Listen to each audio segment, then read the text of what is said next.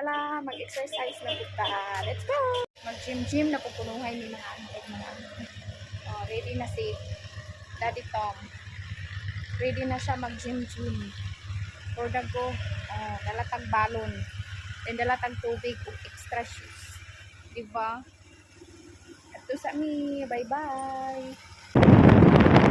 Madinhi na mo ipamutang ang mga shoes before me mo sulod sa gym.